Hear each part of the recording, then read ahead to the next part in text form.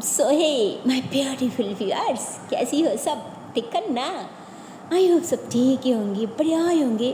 So guys, Sonal Sharma love story की पिछले part में हम लोगों ने देखा था कि ओह माय गॉड, यहाँ पे अपने प्यार की, अपनी जानों की शादी की क्या इंतजाम कर चुकी थी, क्या क्या तैयारी कर चुकी थी भाई। चश्मे ये देख के तो सारी गेस्ट वगैरह भी एकदम से शॉक्ड, मतलब जिसकी इस दुनिया में कोई नहीं था, ना अपने बाप है ना कोई पेरेंट्स वगैरह, मतलब कोई नहीं है। उसकी शादी अब इतनी धूमधाम से, सब तो एकदम से हैरान होके सनल को देख रही होती है। और ऊपर से वो जिस तरह से तैयार हो चुकी थी ना, वो तो चश्मे क्या बोलो, मनो जैसे एकदम से प्री लग रही थी, चांद जैसा लग रहा था। चौथों से एक नज़र देख के एकदम से हैरान हो जाती उसकी, जब वो वहीं पे अटक जाती, वो एक लफ्ज़ भी नहीं कहती, वो बस हैरान होकर देखती। फिर उसकी आंखों से तो मानो जैसे आंसू ऐसे ही ना टपक टपक के गिर रही होती है। वो कुछ भी नहीं कह पाती, वो वहाँ से जाने लगती। सुनल उसे रुकने वाली होती, पर वो किस हक से रुकती भाई, क्योंकि थोड़ी देर बाद उसकी शादी है, वो भी किसी और के साथ। कुछ देर बाद वो एकदम से पराया हो जाएगी। फिर मतलब यही सोच के तो वो वहीं पे थम जाती, वो कुछ भी नहीं कह पाती, कुछ भी नहीं। वो भी उसे हैरान होके जाते हुए देखती, जो सैड होके रोते हुए वो भाग के ऊपर की तरफ जाने लग जाती है ना, ताकि उसके चेहरा कोई ना देख सके। तो इतने में शमा की पापा आ जाती कि अरे जॉइन क्या हुआ, और वैसे वो लोग कब आ रही है? तो आ जाएगी थी, अब हाँ हाँ, अब फिक्र मत कीजिए, वो लोग अभी आ जाएगी। अब आप यहाँ क्या करिए, बाहर जाइए, खाइए पिए, मेरे से बात कीजिए ना, जाइए मैं आती हूँ। तो जा ऐसे बोल के ऊपर जाती, और ऊपर जाते ही तो उसे कुछ आवाज़ फील होती, तो इधर उधर देखती, तो भाई साहब वो अंदर के बाहर तो हमारी जिया थी ना। तो वो जिया को देख के ऐसे दौड़ी दौड़ी भागी भागी उसके पास जाती और कहती, तू यहाँ कैसे, पता है ना यहाँ पे आई है, अगर बॉस को पता चले तो उन्होंने तेरे से क्या। तो कहती अरे घबराओ मत, मुझे कुछ नहीं होगा।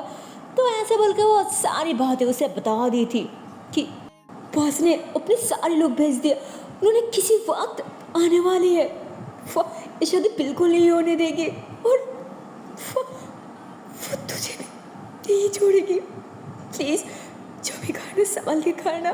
पता नहीं उनकी कटिया दिमाग में क्या चल रहा है, उन्होंने किसी को खुश नहीं रहने देगी, किसी को नहीं। प्लीज़ तू ध्यान से रहना, मैं आती हूँ। तो ऐसे बोल के जाने वाली होती है, पर जो उसे जो बात कहती है ना, वो सुन के तो बहुत ज़्यादा खुश हो जाती कि अगर मैं जिंदा तू लौट आती हूँ ना, तब तो मैं सिर्फ तेरी पास जाऊँगी, अभी सारी ज़िंदगी के लिए तुझे छोड़ के मैं कहीं नहीं जाऊँगी, पक्का।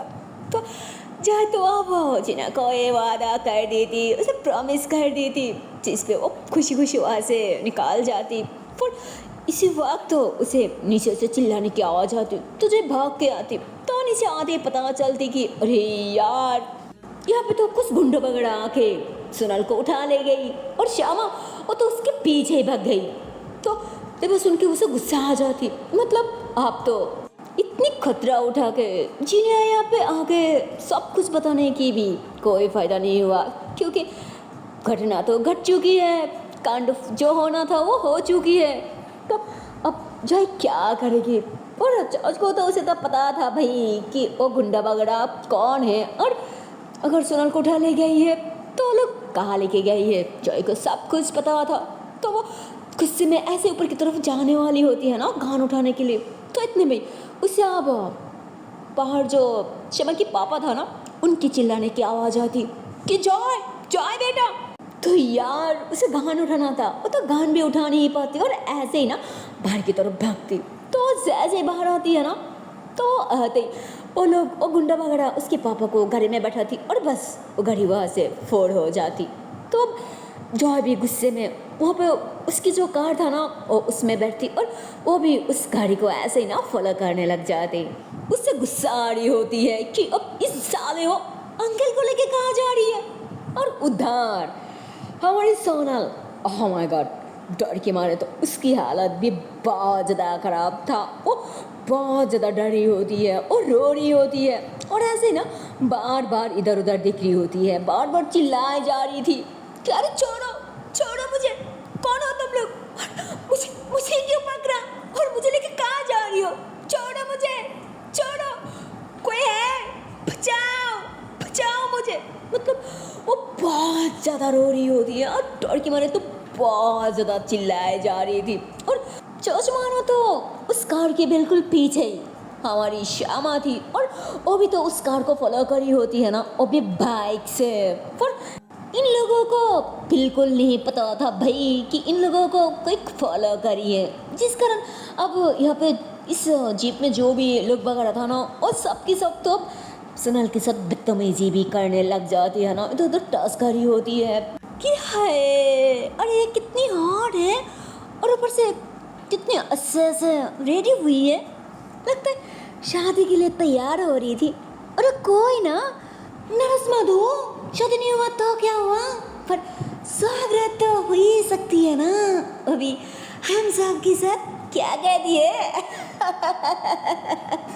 तो क्या बोलो यार, उस जेब के अंदर जो भी सारे लोग बगैर था उस सब की सब तो ऐसे उसके साथ बदतमीजी करने लग जाती, गलत गलत हरकतें करने लग जाती, जिसपे सोनल और ज़्यादा डर जाती, वो और ज़्यादा चिल्लाए जा रही थी कि प्लीज़ छोड़ो छोड़ो मुझे, अरे क्या कर रही हो, छोड़ो मुझे।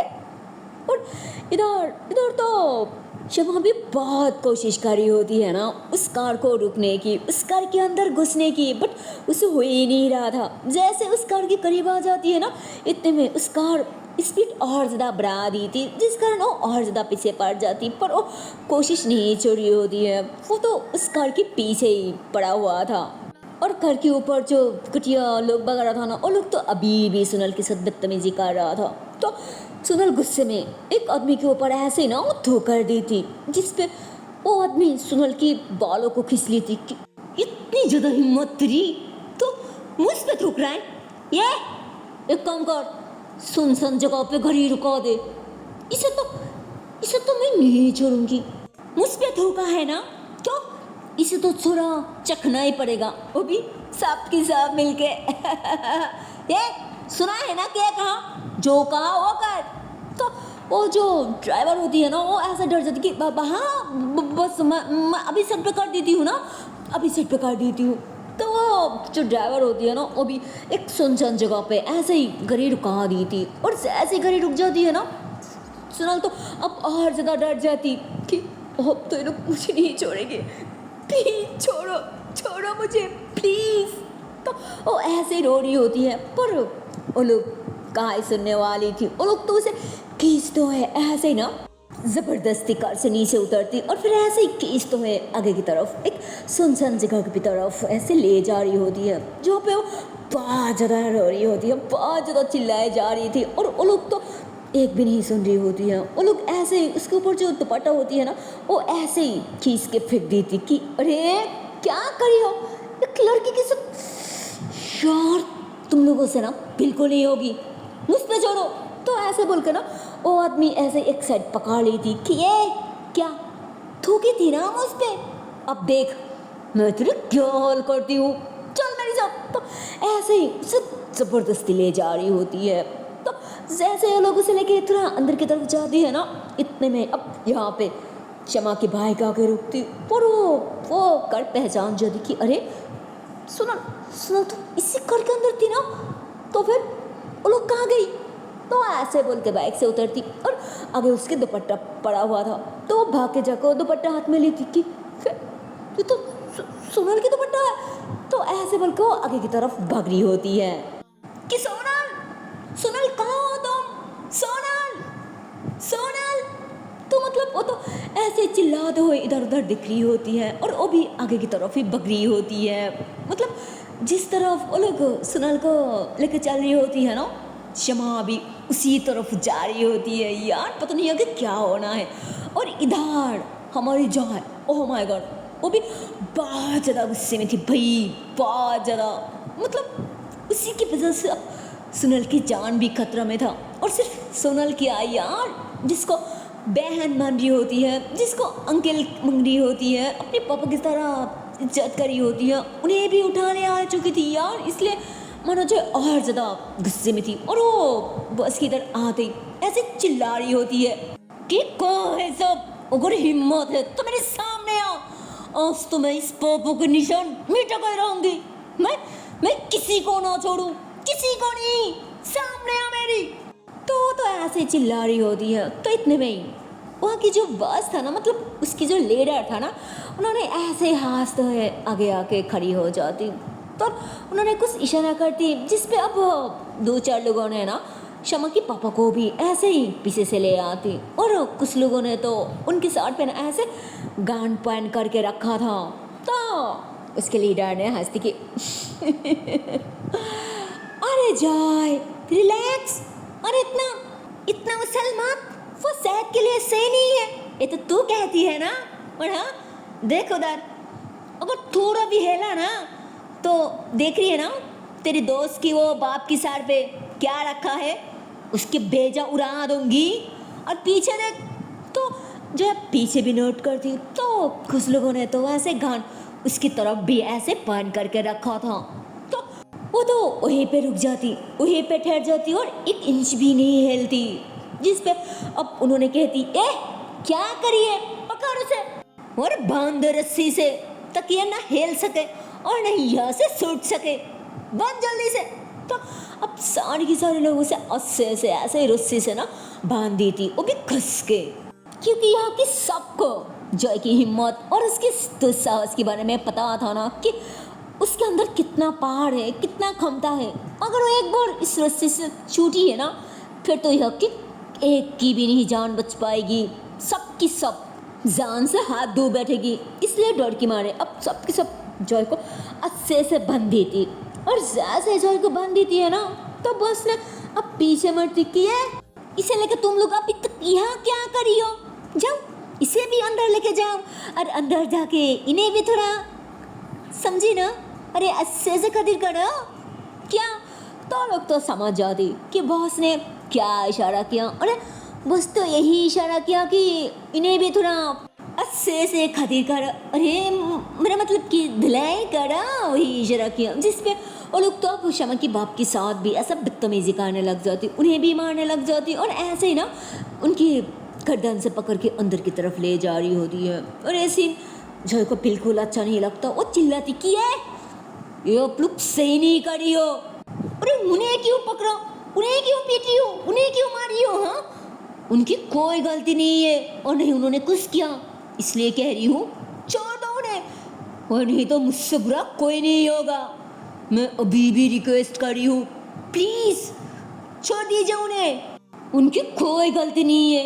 और आपको मुझसे मसला है ना तो मुझसे बात कीजिए, बोलिए आपको क्या काम है और आप जानना क्या चाहती है, बोलिए मैं साफ बता देती हूँ, बोलिए। तो अब तो उसकी जो लीडर था ना, उन्होंने हंसते हुए एकदम से जय की करीब आके खड़ी हो जाती कि अरे मुझे तो पहले ही पता था कि तू बहुत समझदार है, बड़ा तू एक बात भूल चुकी थी, बोले तुझे तो ये भी पता चलना चाहिए था ना कि बॉस की जो मार होती है ना, या उनकी जो दान होती है, जो बड़ी होती है, वो पहले नहीं, वो एंड में आती है बुद्धू। वह भी नहीं जानती, अरे इतनी दिनों से मेरे साथ रहना फिर भी नहीं लगता है तू अभी भी कच्चा है, मेरी तरह नहीं हो पाया, कोई ना, अब अच्छी बच्ची की तरह मैं जो पूछ रही हूँ, मैं जो कह रही हूँ वो तूत की तरह बोल दे, और मैं जो कम की बात कर रही हूँ ना वो भी कर दे, फिर देखना मैं सबको छोड़ दूंगी, एक को भी नहीं रखूंगी, सबको पक्का। पर हाँ मेरा काम हो जाने के बाद, उससे पहले नहीं, बिल्कुल। तो जो हंसती की अच्छा ठीक है, फिर बताइए क्यों काम किया है। तो रानी जय के सामने आ जाती कि अरे ज़्यादा नहीं, बस वो आगे वाले बॉर्डर से जो माल निकलने वाली है ना, वो दूसरी बॉर्डर से दुबई जाने वाली है, सिंपल सी काम वो चालान की बस एक कोड नंबर है, मुझे और चाहिए, दैट्स इट। मुझे और कुछ नहीं चाहिए तेरे से, क्योंकि ये जो चालान है ना वो 100 करोड़ की मेरी लाइफ में सबसे बड़ा चालान है। अगर वो मुझे मिल गई ना तो लाइफ में मुझे और कुछ नहीं चाहिए, कुछ नहीं। तो बस किसी भी करके मुझे ओला दे, उसके बाद तेरे से हर रिश्ता खत्म, तेरा और मेरा कुछ भी लेना देना नहीं है, समझ ले, किस्सा खत्म यहीं पे, ओके। जिस पे अब जय हंसने लग जाती कि अरे वो तो मुझे पहले से ही पता है, अबे अब से नहीं, बहुत पहले से। तो उसकी बॉस तो शौक कि हाँ तो तू जानती है, फिर बता क्यों नहीं है, अरे बता देना फटाफट, बोल बोल बोल। तो जय हंसती की 420 तो खुशी हो जाती कि हाँ 420, हाँ। तो उन्होंने हंसते हुए एकदम से शॉक्ड हो जाती कि हाँ 420 मतलब क्या कह रही है तू, 420 कह रहा है तू। तो जय हंसती की 420। तो उसके बॉस कहती पढ़ो है कौन, तू। तो जय साढ़े हिलाती की मैं ही नहीं, तू। तो बॉस को तो बहुत ज़्यादा गुस्सा आ जाती कि तू मुझे तू कह के बुला रही है, मतलब मेरी बिल्ली मुझे काटने का तुला है, बहुत चर्बी हो गई ना मेरी खा के, लगता है थोड़ा चर्बी उतारनी पड़ेगी, है ना, मुझसे मजा ले रहा है। देख आज मैं तेरी क्या हाल करती हूँ, आज तो तुझे मेरी हाथों से कोई नहीं बचा पाएगी, कोई नहीं। ये टकला इधर आ। तो वो ऐसे बोलकर ना किसी को बुलाती और कहती अरे वैसे मैं तुझे देखने को बुलाया क्या, अरे उधर देख वो दाल पे जो चबूक है ना वो ला दे, आज तो मैं इसकी चर्बी उतारूंगी जल्दी। तो वो आदमी भाग के जाके बॉस के हाथ में ना वो चबूक पकड़ा दी थी, जिस पे आप वो चबूक अपने हाथ में मिलते ही उन्होंने तो गुस्से में भाई अब जॉय को पीटना स्टार्ट कर दी थी। उन्होंने बार बार मनो भार पे भार की जा रही थी, उससे बहुत ज़्यादा पिटी होती है, बहुत ज़्यादा। और उसके हाथ भी बंधा हुआ था, उसकी पैर भी बंधा हुआ था, उसे बहुत ज़्यादा हार्ट करी होती है, बहुत ज़्यादा पिटी होती है। और हर कोई बस तमाशा देख रही होती है, किसी को हिम्मत नहीं था भाई जो बॉस को रोके, किसी को भी हिम्मत नहीं था। और इतने में ही ऊपर वो जो जा था ना वो आ जाती और वो देख ली थी कि जॉय को उसके बॉस ने किस तरह से हार्ट करी है, किस तरह से पीटी है। और उसको तो उन्होंने जिस तरह से जॉय को हार्ट करी होती है ना, मनोज से वो हर बार हमारी जा को भी लग रही होती है, उसे भी हर दर्द फील हो रहा था, हर चोट महसूस हो रहा था। वो भी रो दी थी एकदम से, फिर ऐसे कहती नहीं मैं उसे इस तरह से पीटे हुए नहीं देख सकती, हाँ मुझे कुछ करना होगा, मुझे कुछ न कुछ करना ही होगा। तो वो ऐसे बोल के ना भाग के ऐसे ही निशी की तरफ आ रही होती है। और उधर हमारी श्यामा वो तो अभी भी उन लोगों के पीछे ही पड़ा हुआ था। वो अंदर जाती और जैसे अंदर जाती है ना वो तो एकदम से शॉक्ड हो जाती, मतलब वो जैसे हुआ पेन लेती है ना, दो आदमी सुनल के दो हाथ पकड़ रखा था और दूसरी आदमी जिसके ऊपर सुनल ने थोक गई थी, वो आदमी तो ऐसे अपनी शॉट उतार के उसकी तरफ बढ़ रही होती है। और सीनों जैसे दिखती है ना उसकी तो खून घुल रही होती है, उसके दिमाग कोई काम ही नहीं करता।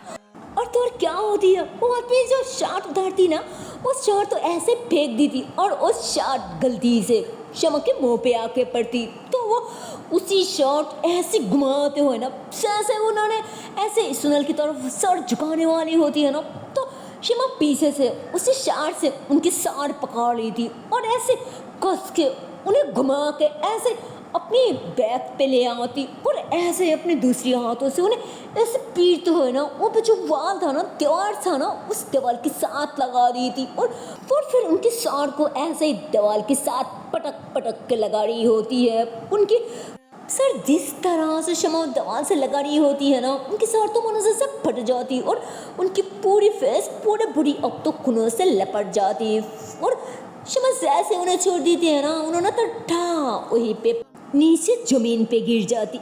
पता नहीं यार उन्होंने बेहोश पड़ा था या फिर उन्होंने मर चुकी थी। और इस सीन देख के तो अब और भी जो लोग वगैरह था वो लोग भी भाग के आती। फिर शमा तो गुस्से में उन लोगों को भी पिटनी स्टार्ट कर दी थी और वो भाग के जाके पता नहीं अपनी बाइक से एक रॉड जैसा कुछ निकलती और अब उसी से सबको बुरी तरह से पिटी होती है। उसके साथ में तो अब दोनों एकदम से खून सवार रहा था, वो बहुत ज़्यादा पिटी होती है, वो बहुत ज़्यादा गुस्से में थी और जैसे तू ऐसे ही जमीन पे पड़ जाती है ना, तो भाग के जाके तो ऐसे ही सुनाल को खड़ी करती और उससे अपने सीने से जगा लेती कि तुम ठीक तो हो ना, तुम्हें कुछ हुआ तो नहीं है ना, हाँ बोलो बोलो तुम ठीक हो ना। तो सुनाल भी अब उसे कस के हक कर लेती कि मैं ठीक हूँ, मैं ठीक हूँ।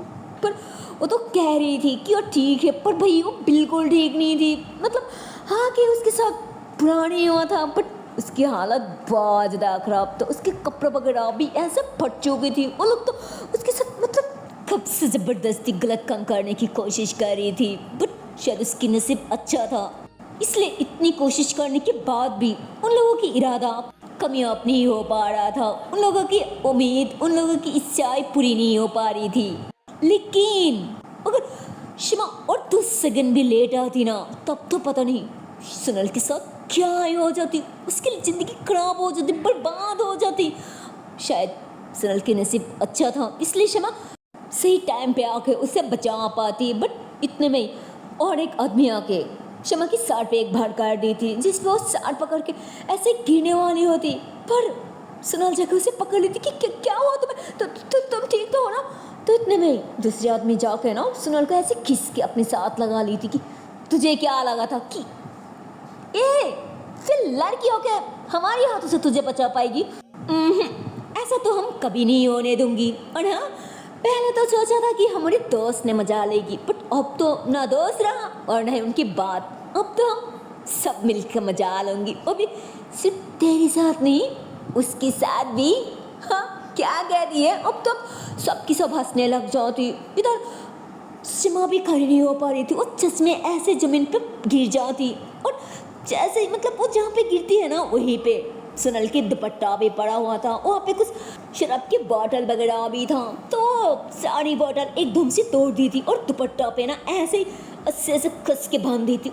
इधर से ऐसे ही सुनल के करीब एक आदमी आती है ना, तो उस आदमी की दोनों पैर के बीच में ऐसे एक मारती और भाग के जाके शमा के पीछे छुप जाती।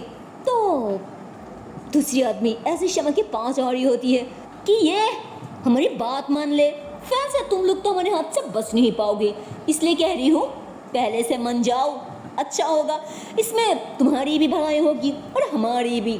तो वैसे शमा धीरे से खड़ी होती कि हाँ मन गई ना, मन गई, आ जाओ, अरे आना साले। तो वो ऐसे बोल के खुद ही उस आदमी के पास हो जाती और उसके दुपट्टों पे जो वैसे टूटा हुआ बॉटल की कांच था ना, उसी को घुमा घुमा के एक एक को पीटी होती है, मारी होती है और जे भी सामने आती है ना, उसी को लग जाती। वो तो ऐसे अपने बाजुओं को, अपने फेस को पकड़ के ऐसे भागने लग जाती, क्योंकि उस दुपट्टे के अंदर तो सिर्फ कांच ही कांच था भाई। जिसको 2-1 बार लगती है ना, वो तो वहीं पे पड़ जाती, वहीं पे बेहोश हो जाती, क्योंकि वो लगने के साथ साथ वहाँ से ऐसे खून निकालने लग जाती। तो क्या बोलूँ, ज़्यादा से ज़्यादा लोग तो नीचे ज़मीन पे गिरा हुआ था और 2-4 लोग तो एकदम से वहाँ से भाग जाती है ना, क्योंकि शमा तो बहुत ज़्यादा गुस्से में थी और जिस तरह से चिल्ला जा रही थी ना कि अरे आना, इतनी हिम्मत तो भाग क्यों रही है, आ मेरे सामने, अरे तुम लोगों को सोना है ना, इंजॉय करनी है ना, मस्ती करनी है ना, तो भाग क्यों रही है घटिया कहेगी। अरे हाँ ना, मैं भी तो देखूं कि तुम लोगों के अंदर कितना क्षमता है, कितना पावर है। हाँ तो क्या बोलूं यार, गुस्से में तो अब शमा पागल हो रही थी। वो बहुत ज़्यादा गुस्से में थी, वो गुस्से में चिल्लाई जा रही थी। एक तो मतलब वो क्यों नहीं चिल्लाती, उसके सामने अपनी प्यार को इस तरह से ऐसी हालत में इस सीन से बहुत हटका रहा था भाई, बहुत हटका रहा था। तो अब तो मानो जैसे सबकी सब एकदम से भाग चुकी है। पर इतने में सोनल उसे पीछे से कस के आकर रही थी, जिस पे वो एकदम से शांत हो जाती। वो एक आवाज़ भी नहीं करती, बस पीछे मुड़ती, उसके फेस को टच करती, फिर उसके फोrehead पे किस करके उसे अपने सीने से जगा लेती कि I'm sorry, I'm so sorry, मेरे होते हुए भी मेरे सामने वो गंदा इंसान तुम्हें, प्लीज़ मुझे माफ़ कर दो प्लीज़। तो ऐसा है, अब सोनल से माफ़ी मांग रही होती है, जिस पे सोनल तो फ़ौरन उसके हाथ दोनों ऐसे पकड़ लेते और उसके हाथ को चूमते हुए उसके सीने से लग जाती कि आपकी कोई गलती नहीं है, अरे अब तो मुझे बचाया, मेरी संबंध बचाया, मेरी जान बचाया। अगर अब सही वक्त पे नहीं आती तब तक पता नहीं शायद मेरी। तो इतने में शमा उसकी फोटो पे उंगलियां रख दी थी कि इससे मत बोलो, अगर तुम नहीं हो तो मेरी भी कोई वजूद नहीं है, अगर तुम हो तो मैं ही हूँ, समझी ना। Love you so much. तो ऐसे बोल के उस सोनल को ऐसे अपने सीने से लगा लेती।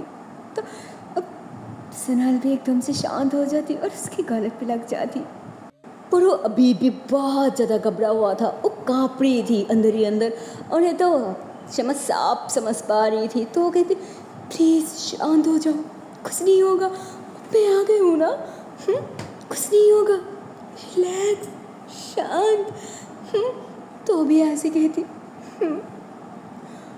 पर चाय कहाँ है अंकल, घर पे सब ठीक तो है ना। हाँ तो यार अब तो सोनल को जॉय की और अब घर पे जो अंकल था उन सबकी चिंता होने लग जाती, टेंशन होने लग जाती। तो जो भी कहो गाइस, शमा ने तो किसी भी तरह सोनल को बचा लिया था, पर उधर अब जॉय का कान बचाएगी भाई, क्योंकि जॉय की बॉस तो उसे बहुत ज़्यादा टॉर्चर कर रहा था। उन्होंने जॉय को बहुत ज़्यादा पिटी होती है, पूरी तरह से मरी होती है, पर जॉय अभी भी अड़ा हुआ था। वो बस एक बार कह दिया तो, एक बार मना किया तो बस वही बात लेके अड़ा हुआ था। वो बस यही कहती मैं आपकी कम नहीं करूँगी, नहीं करूँगी, नहीं करूँगी, मैंने कह दिया ना तो बस कह दिया, मैं आपकी कम कभी नहीं करूँगी, कभी नहीं। और इसलिए हो सके तो आप मुझे मर भी सकती है, पर उससे भी मुझे कोई फर्क नहीं पड़ता, समझिए आप। मैं नहीं करूँगा तो नहीं करूँगा, आपको जो दिल करे अब वो कर सकती है बस। तो ये बात सुन के तो ना और ज़्यादा गुस्सा आ जाती है और उन्होंने और ज़्यादा पिटी होती है, और ज़्यादा मारी होती है। और तभी भागते हुए मुझे जा जाती और उन्होंने आते ही बॉस के हाथ पकड़ ली थी कि अरे बॉस क्या करिए, ऐसे कोई किसी को थोड़ी पीटी है, अभी बॉस हो गए, अरे आप क्यों आपके हाथ गंदा करिए, हो सके तो किसी और के हाथ में पकड़ो दीजिए ना, और अगर आपको दिल करे तो आप मेरे हाथ में भी साफ सकती है, प्लीज़। क्या आप मेरे हाथ पे दे सकती है प्लीज़, मैं रिक्वेस्ट कर रही हूँ ना प्लीज़। तो यार क्या बोलो, तो ऐसे बोलकर ना बस के फेस पे ऐसे ऐसे ऐसे करके ना उंगलियां फेरने लग जाती, जिसपे अब बस के मोड़ तो अलग ही हो जाती भाई। तो वो ऐसे खुश हो के उसके हाथ पे वो जो चबूक था ना जिसे जॉय को पीट रही थी, वो जिया के हाथ में पकड़ा दी थी कि हाँ तो बिल्कुल सही कह रहा है, थोड़ा तो भी चला ले मुझे भी थोड़ा समझी ना। तो वो भी कहती हाँ समझ गई बस, समझ गई, आइए इधर, अरे बैठिए ना, अरे बैठिए।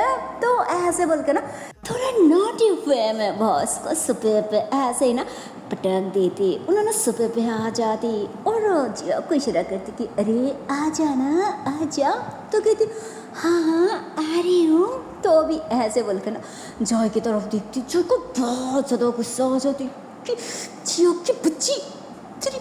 तो जिया इशारा करती शांत, कुछ नहीं होगा, रिलैक्स, अरे मैं हूँ ना, मेरी होते हुए मैं तुझ पे इतनी जुल्म होते हुए नहीं देख सकती, प्लीज़ मेरी बात मान ले, मैं तुझे कुछ नहीं होने दूंगी। और नहीं, मेरे साथ कुछ गलत होगा, मैं तो सिर्फ तेरी हूँ पागल। कुछ नहीं होगा, रिलैक्स। तो ऐसे ना जॉय तो इशारा करती।